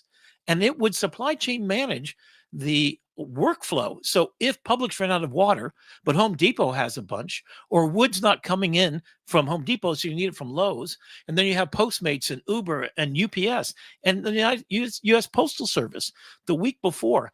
If you need to check out, you do it inside the app. And then here's a brilliant idea that our students came up while they're doing it. One of the big things is you get in a line to get gas before because it may not have service to pump at the pump afterwards. So you get these backed up lines and traffic all over the place. What if it's just large trucks delivering large things to people and there's a truck that goes around? You just leave your car gas tank unlocked and they'll pump you full of gas and then you're ready to go. And just you check it all out inside the app. So prep and then coordinate before the supply chain, and then use a satellite phone to get all the information. So what do you call it? T-Mobile has a satellite phone for $10 a month. The one you're seeing up in the top right is going to be a walkie-talkie system that's going to be activated by T-Mobile and other organizations, maybe Elon Musk's satellite system, only in emergency systems. Will be activated for doing texting back and forth. This won't be full phone calls, but all you need is to be able to, now imagine it's already preset with all your numbers beforehand for your Allstate, for whatever you're doing. So your house is a disaster, you get on your phone, and then you have Allstate come pick you up. So there you are during it. So all the news gets aggregated, the radio stations, the TV stations, and then your next door neighbor during the next door app tells you and coordinates with the weather service. There's a tornado at this coordinates. It's headed northeast. You happen to be northeast. You get a weather alert that that tornado out of the hurricane is going to hit you near. Tells you to go to shelter, puts out an alarm. You have access to everybody in communications, so you can at least text back and forth to your friends and family. And a whole area will be completely with service. So all you got to do is get a solar panel. Yes, they work even if it's raining outside. You could just put it under a solar panel light, or you can do like I do. And I have 6-foot solar panels, and then I've got a brick that can run my refrigerator and run all my appliances in my house, even my washer and dryer for a momentary thing. And it's a battery-powered thing that runs off of solar. So I put my solar panels out, and I use it as a battery backup in my home right now. These would be part of the system. And so there was a story that I went and covered. The woman's name was Sarah. She was 83 years old. She had picked a shelter and gone with her son, who was from Boston, and he was on the phone with her. and she was being asked to evacuate by the authorities, forced to. And she said, no, I won't go because they won't take my cat. So she went to the shelter. They refused to take the cat. She went back home and died. And I had to do a follow-up story about it. It haunts me ever since. So that law got changed because of what we did. But imagine that you have a whole routine so specific that they pick you up on an Uber. And if your grandmother has Alzheimer's, that person knows your name. You see the picture of the Uber driver, and you're on the phone with your son in Boston as you comfortably get into a van that's equipped for you and takes you to the correct shelter where a nurse picks you up and then gets your cat and has your insulin and has all your medications there waiting for you. Imagine what that's like. And this is the app that we created. Imagine that it aggregates all the news in one area and it knows where you are, and then it pulls up just the news you need to know at the time. Citizen Reports, the Nextdoor app, will then work with you to do this. Combine all news organization feeds into your news. Let's privilege the people in the path of destruction, and let's make it so that we prep, we connect, we have access to all our friends and family, and we know who they are, what alerts that are there, and then afterwards, the rebuilding. So you already know. So we already have, Allstate does satellite pictures of your home in a fire, and it takes that satellite to assess the damage. Imagine that contractors are already staged on the border to go in there, and like getting a pizza delivered. Can you imagine this? Your home timeline, which might take 6 months to be fully reconstructed, is paid for. They pick you up and your dog and take you to a long-term stay hotel, and then you get updates every single day. Your insurance is paying for you to have money in the bank, and then you're using your phone app to pay for everything, and it's prepaid because you might not be able to have access. But you already got a hotel because they supply chain managed the number of people under Allstate into the plan, and they already have all of these things going. So at Rescue, at the Convention Center Disaster Expo that they're going to have again in February, I'm going to go and I'm going to get to present to FEMA this idea. Imagine if they gifted this to every human being in America or around the world for every disaster. This is the solution that's based on people's solutions, not on corporations. When I went to the expo, I was devastated that everything there was to sell, was to make money for those companies that made toilets, etc. Now, they're certainly serving the people, but there hasn't been an app like this. Why the hell not? FEMA, I want you to step up and make this for real. A Lovable, if you want to sponsor this, it'll be the greatest gift to all humanity. Please do that. Let us vibe code it this weekend. Okay. Oh, boy. I'm going to take a minute. You can tell this is so vital to me. And Rick, I gotta just say I love your brain. Like the energy is incredible, and the intention is in such a pure place. Coming from the idea of helping people and trying to make the world a better place using your superpowers. Yeah, and I couldn't do 90% of this without artificial intelligence helping me. I mean, certainly I could take a photograph of a disc and then reformat it and put Life Force on there and trademark it. But I couldn't even go through the process. Is this possible to create an Alexa device that has an AI on the device? 8 terabytes is what I calculated for one person, but you could have a 16 terabyte, loaded up with everything, secured so only you have access, and you have a PIN number or a fingerprint identification, optical recognition to unlock it. So imagine that you have a device that has everything about all your medical history. It also has aggregated. Let's take a look at this. So my idea is, what if you're the center of all your healthcare? What if you're sitting around your entire family's information, holistic wellness, sleep tracking, all the devices? You are the only thing that it got wrong is that iPad's being held backwards, but that's kind of cool too, right? So old medical records, all your medical records, everything you do, all of your devices, your Oura Ring, your Apple phone, your Fitbit, your whatever you've got going on, your My Fitness Pal. Imagine that it is the center of your health universe, and you're wearing a pendant that communicates with it and then tracks your sleeping at night, or an Oura Ring could track that. Whatever device you have, It's the center of your universe for longevity and health.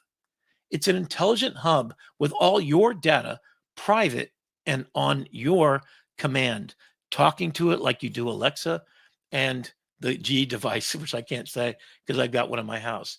So I went to a go to market. So I did the whole thing. Life Force, secure operating system for your family's longevity, your health in your hands. Stay there. Meet your digital twin. While you sleep, we watch proactive family health powered by AI, 100% private. Don't just survive. No, personal health intelligence hub, independence and secured. So where does this come from? And this is the Google Notebook LM for strategy. So I did this for a class I taught last night in business. How do you bring a product to market? And so this is where it started. I was in the hospital, emergency room, 4 o'clock in the morning. My sugars hit 497, unheard of. And I had a problem. I was about to die. He said if I had waited any longer. Now, what happened that wasn't good is he put a bunch of water in me, saline basically. And then I left as soon as my sugar got down to 167. That's the release me from emergency care. No instructions, no nothing. So I said, I'm going to ask my AI everything about me. And I'm going to go find it. And what I started with is all the medications, taken 9 medications, been under treatment for type 2 diabetes for over 10 years, actually 11 years now. And it was my wake up call for my health. I had 1 or 2 other events like this, one for dehydration after a very bad cold that was exacerbated because I didn't know you had to take salt with your water. I drank nothing but water instead of Gatorade or Pedialyte, which is a better solution. So I took all the chaos of all my fragmented medical records and then all the apps that I have that don't communicate and don't privilege me, they're just disconnected. So let's put that all together. So I photographed, here's all, and this is my stuff. Don't look at the numbers. Sorry, I didn't block out everything out. Here's all the supplements I was taking. It ends up, some of them I don't need to take because they go over on top of others. I took this information, I just photographed, that's all I did. And then it put it together into this list that I handed to my doctor. Holy crap. This is everything I'm taking. Yeah, the Cialis. Okay, whatever. And I'm not taking a couple of these drugs, which I ended up taking out of there. And then my supplements. And then I had it take a look. So then I said, what are my problems that I got right now? So I had bloating and distension. So it turns out what had happened is I was on Monjuro, and it's for type 2 diabetics, and it also causes weight loss. Well, for 3 months, because people on weight loss without diabetes were getting this medication, and there was no supply available for 3 months. So I had ramped up slowly over a few years since Monjuro first came out, if you're familiar with it. And I got to a point where I was at 12.5, which is the max dose. I lost 65 pounds. I never felt better, but I had constipation followed by diarrhea. So this GI problem, basically, because it causes you to not evacuate your bowels as well, and then you're taking medication that you urinate constantly. So I had this dried up, fecal matter. Let's just be impolite about it. And then it created a cloud of methane and a cloud of ammonia gases that went to my brain and shut down my body's functionality, and then made me get completely dizzy. Thank God my roommate was living with me and was keeping an eye on me, insisted I go because I would be dead today if not for that. So I decided in my recovery process, I learned about everything about myself. Here is my private analysis after over 100 hours of talking to it. As I, drinking water, since I had that problem before, I learned about that.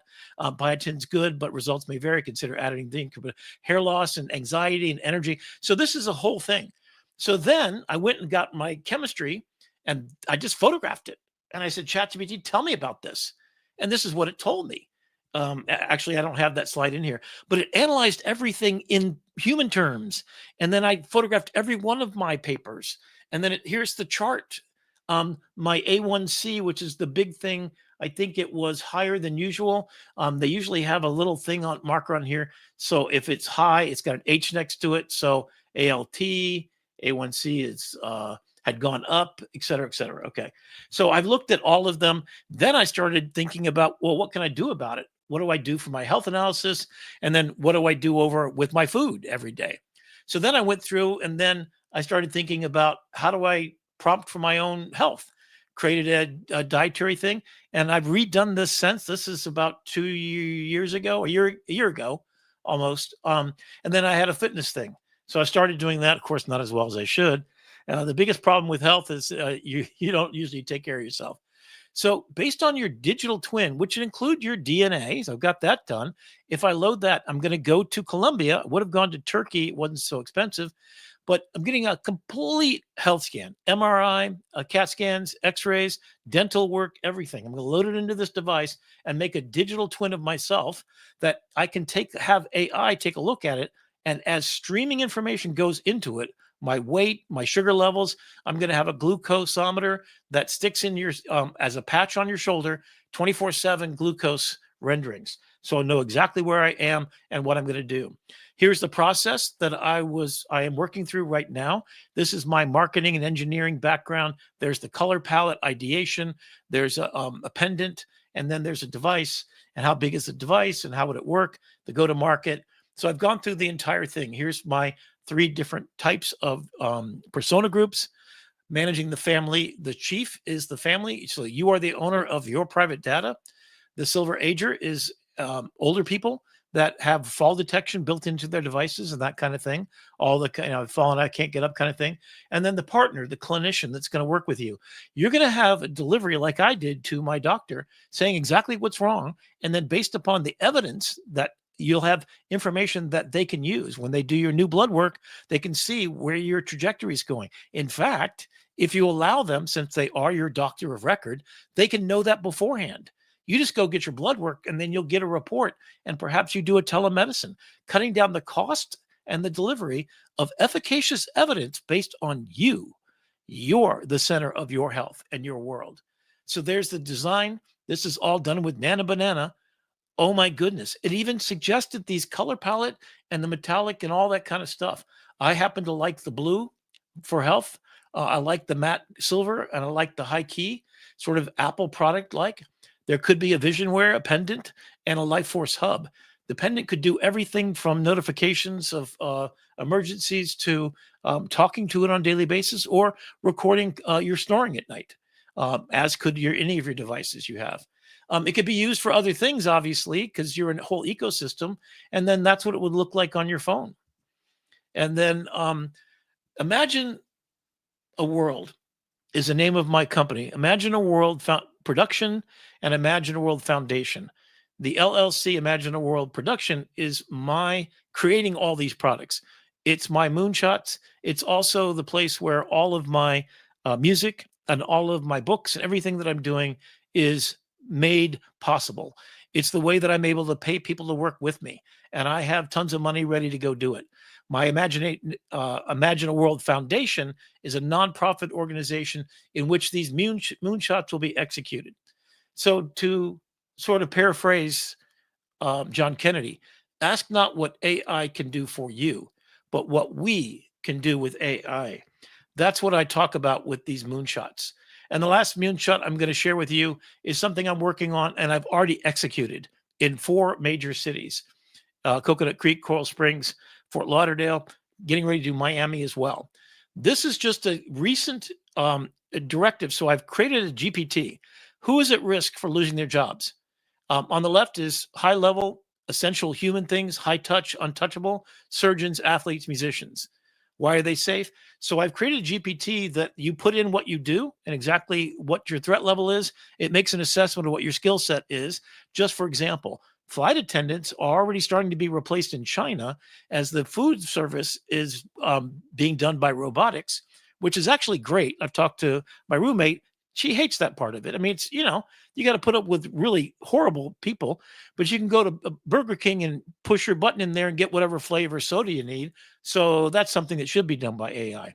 But she reminded me that they're there to evacuate the plane. In case of emergency, she saved at least 5 people's lives in her life as a flight attendant. So registered nurse, teachers, they're going to be augmented. So that level 3 are the good ones. Now the level 5 and 4, I've got a whole plan. So Upskill USA serves 2 bodies of people. The companies where I ask them to sign a pledge. Don't fire anybody until you send them through our employee upskilling program. We assess what your vulnerability is using a GPT you could do online. Then once you get it, you'll get a what is my golden parachute test. So basically, it finds out what you're good at. Flight attendant is social and emotional intelligence. That is a high human essence skill set, level 1. So it would then look at all the jobs available in the United States and then find the perfect jobs in your area, unless you want to commute or move to another location. So you can submit automatically through our system of doing this. So already we're looking at the numbers have increased. In fact, this is since 2022.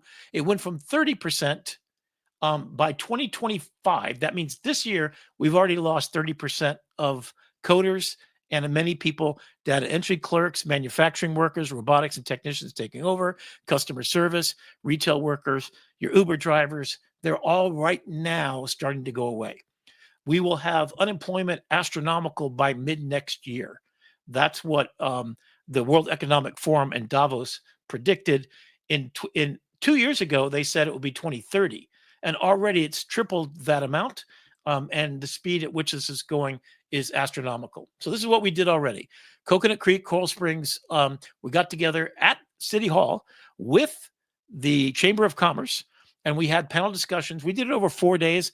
I've got it down to, after having done it a few times, my friend Laura Mathrick, who's a PhD student at FAU in education, and she's the poet laureate for Coconut Creek, got us in there to do it. We met with, to the right is the deans of the different departments. We've got Department of Nursing, the blonde on the right, McCafferty, the gentleman on the far right, Supply Chain Management for Broward College, and then 2 other deans of different departments at Broward College. We educate 30,000 students every year, and in every department you can imagine. We prepare people in 2-year degrees and education 4-year degrees, as well as other 4-year degree programs that we're doing now. But we're basically community college. So we met with 100 people for over 4 days. This is a little bit extra. And we basically upskilled them. So the idea is AI Institute that I did at Broward College goes across, and we train everybody at every community college across the United States, because they need to be prepared for people going back to school for 2 weeks, 6 weeks, 12 weeks, and 2-year upskilling programs. Learn how to use AI would be just a basic one. In fact, in 6 hours, I could teach you everything you need to know to then go out and learn everything you need to know to get your next job, to be upskilled. Chamber of Commerce is how we get business done. It's the small mom and pop floor shop. I met with people as small as a 2-person mom and pop floor shop and a plumbing company of about 30 employees, up to a hospital district that covered all of Broward County. They were in this meeting with us. I then have done separate meetings for hospitality. So every hotel in the South Florida area, I trained them and how they can, I showed them. In fact, you can see these all on my YouTube, Rick McCauley website. Take a look at the one I did for hospitality. I can do that for you too. And if you want to support this effort worldwide, I want the U.S. government to put down the money to train every community college professor, have them go into city halls, meet with the chambers of commerce. And then once they've gone through this basic training and have the website set up so you could do passive training, that's what my whole reason for creating my website is to make this for real. And if the government's not going to do it, damn it, if I'm not going to just do it instead, because I'm one of the crazy ones. I'm a dangerous man. And I'm going to get this done. I'm going to change the world. And I'd love your help. So if anybody hears this, please reach out.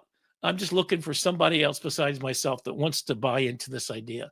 And then I imagine we train at community colleges, agents that go out and they actually install chatbots in your plumbing company. They go out. In fact, we did this with the plumbing company. They have someone who takes care of all the supply chain, the scheduling of all the employees, so that they have a 1-hour window where they're going to come fix your air conditioner instead of the 2 weeks that I waited because they didn't have the part on the truck and the guy didn't speak English that I talked to. They have an AI chatbot that's set up and does it for $150 a month. And that replaced 4 employees, all of which were related to the owner of the business. And he swore to me on the spot, because I told him, you can't use this to fire people. He gave them all new jobs. And now His aunt is actually, who was doing all of the call center stuff, has been replaced by a 24-hour system that she takes command over. And then she makes sure everything gets done, including talks to the people when they're sick and they have to, and then communicates with the agents to get these things done. So everybody goes through a process. So we will certify these AI agents in a community college wide across the United States, skills and performance thing. So they would be skilled enough to get a certification to install Microsoft Copilot in businesses across the country, educate the people there. So the community colleges are going to be the engine that creates the middle class once again. And that's humanity's final exam. Can we take what we've learned of what we haven't done? We've been an extraction economy far too long. We've been broken by social media that isolates us, a pandemic that almost destroyed a social fabric of everything that we do. We have a Gen Z stare because our humanity is evaporating because we don't meet in person as much as we do, and we should.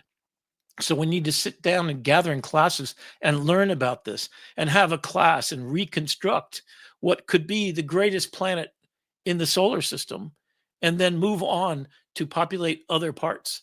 And imagine a world if we took the utopian ideals and we built ourselves to be of service, to think 7 generations planning in the future, use the power of artificial intelligence to do the most important thing we can ever do.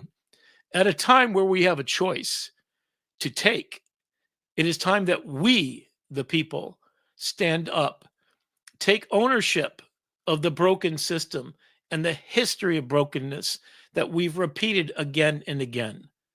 Those who forget the past are condemned to repeat it. And I hope that you will always all get together and take humanity's final exam. It's a test whether we go to the Garden of Eden with the assistance of a machine of loving grace, or we abdicate to a king that runs our country and the world and does not privilege us. Every business should be born with an edict. You exist to serve to the benefit of others. You add value to life. The people that work for you are your family. You take care of their children's children to make sure they go to college and get whatever education they need to be productive citizens. You have, as my dad did in his insurance company, 65 employees that he had parties for them. He paid for their kids' college funds. He paid for our college funds. He invested in the people that invested in him. They put their time and labor into making his company very fruitful and profitable. They were family. And then to every customer, you should never extract like Facebook does. We are not copper top batteries. We are human beings. And we need to stand up and act like it. Get into good trouble, necessary trouble, at a time where if we don't act, we will lose everything we have worked for centuries to get to. The knowledge that we stand on is humanity's final stand. It is the amalgamation of every person's thoughts that's been loaded into the large language model. It's training on us in order to improve what we do. But if it's owned by someone who's going to take from you, we must decapitate that idea from humanity's next step. So I ask you to audit where you are. Be a better version of yourself every day. Be of service to everybody in your community, starting with your family, the people closest to you. Extend them to include people like Brandon and his family. Make a trip to go see. I can't wait to see you, Brandon, man. Because it's like every time I talk to you, I feel like you're his brother. When I get on all the AI salon groups, these are people that think like I do, that they just want to make a difference. They just want to be happy. They want to go to their dying day leaving legacy, a beautiful legacy that we get to stand on. AI is humanity's owned property. Do not let it steal from us. Do not let corporations or individuals sell you on the idea we'll take care of you. Do not stand to be a self-domesticated ape. You are better than that. We are all better than that. Thank you. My name is Rick McCauley. I am born of service. My job is to leave the planet a better place than I found it. My planning is for 7 generations in the future. I may not be able to sit under the shade of the tree that my kids will, or my grandkids, or 7 generations further. But I planted the seed correctly, and I watered it diligently. Every student in every class, I hope, is contagious, my passion for the world and for the beautiful life I've been gifted. I have nothing left but to give it back for all to enjoy. So join with me and imagine a world. Yes, you can. You're not the only one. Where artificial intelligence, the amalgamation of all human knowledge, all goodwill, all thoughts, all ideas, is waiting for you to turn the next chapter in what will be the most amazing new world. We get to return back to the Garden of Eden on our terms. We need to separate ourselves from the 7 deadly sins, the real fruit of the tree of knowledge that should not be available to us, or our large language models.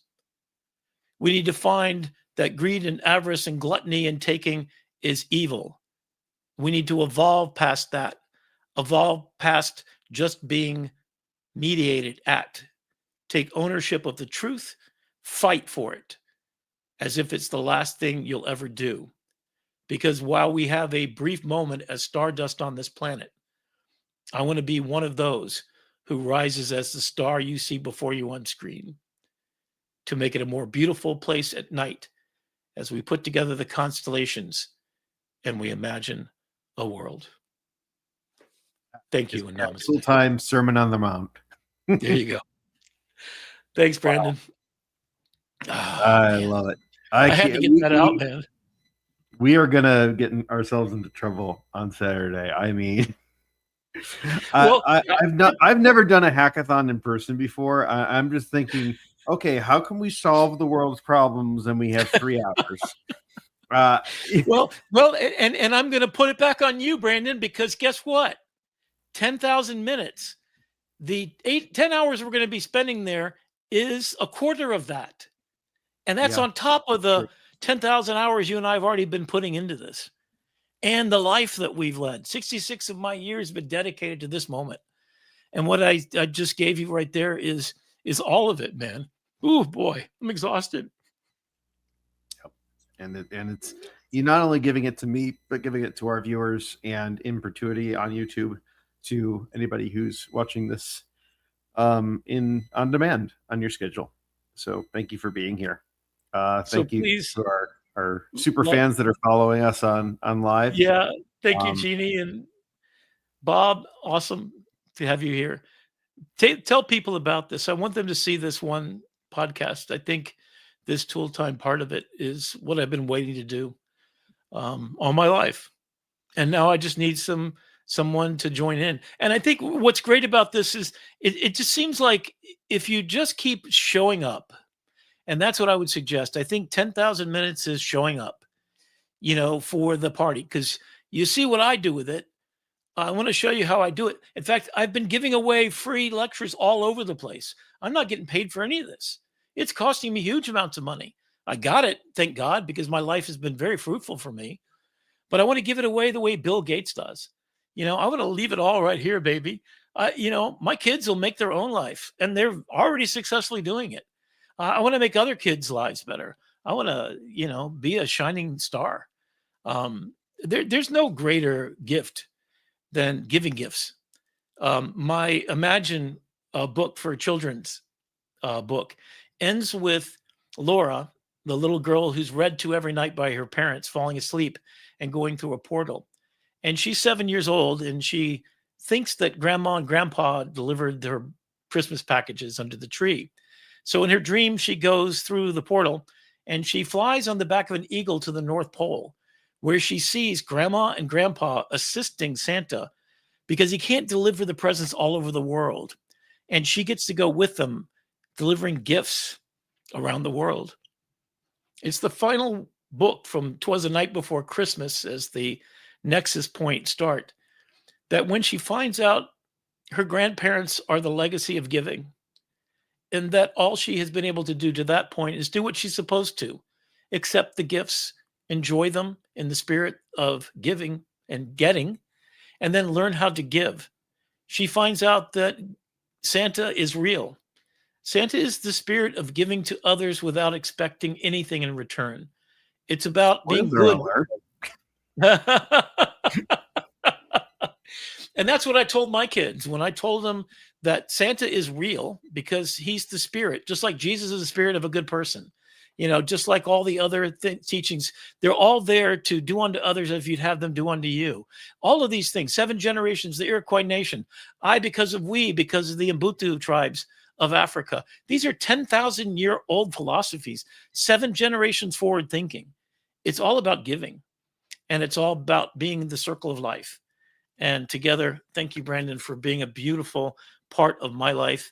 And I treasure our relationship, and I can't wait to see you in person. Give you a great big hug, sir. Welcome to AITV Starship. We'll see you next week here for another episode. We do, Rick. You have the pillows fluffed and everything for Yep, this weekend. we're ready for you. We got one day to change the world, and Yep, there we go. starts one day at Well, a time. I mean, the thing is, if Lovable's going to be there, and I've got my projects ready to go, and maybe we get this video up there for Saturday, just this part, right? And put it top, and then I'll just watch this. I think it was about 30 minutes that I was doing it. Yeah. Yeah. Come here. We need you for a minute. You just sit down. Watch this YouTube channel. What? We're running a hackathon. Nope. This is more important. Wait, no. Sit Well, down. I Watch it. already sent it to the organizer, and he's going to send all of my. I just sent the PowerPoint deck to him, and I said these are my projects, and I outlined what they were, and I said, is there any chance I'm going to give it to anybody who wants to do it? And then he's got at his side about 10,000 AI students at Miami-Dade. So, All right. To be Imagine- continued offline. Namaste. Yep. As Rick says, I'm producer Brandon. We'll see you next time on AITV Starship. take care. Thank you, Brandon. I'm Rick McCauley. See you next week. Ask not what I can do for you, but what you can do with AI. We're the dangerous people who get stuff done, and show you can too. Imagine a beautiful world. With you, we can make it come true.